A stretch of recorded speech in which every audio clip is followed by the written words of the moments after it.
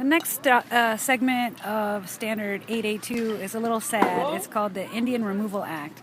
What happened was in the East, where the people were still settling, remember we got all this new land.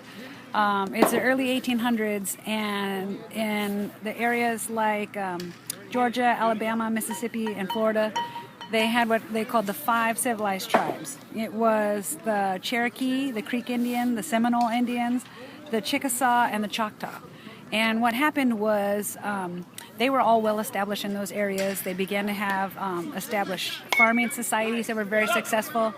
They also, some gold was discovered in 1829, and what happened was basically the European settlers, the Americans who were living there, wanted that land.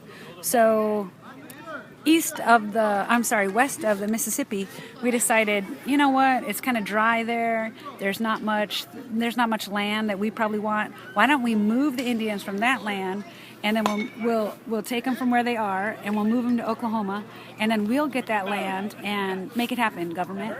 So the government said, all right, in 1830 they passed the Indian Removal Act, and what it said was that the American government would pay the Native American tribes to move them to this new land, which was called Oklahoma.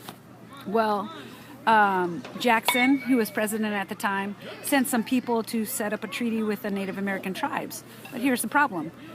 The president can establish a treaty with other nations, including these Native American, like Cherokee Nation. But it's up to the Senate to approve and ratify any treaty that is made.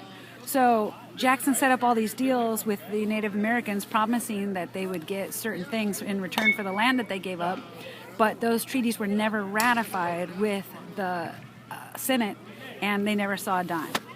So that, my friends, is the sad story of the Indian Removal Act.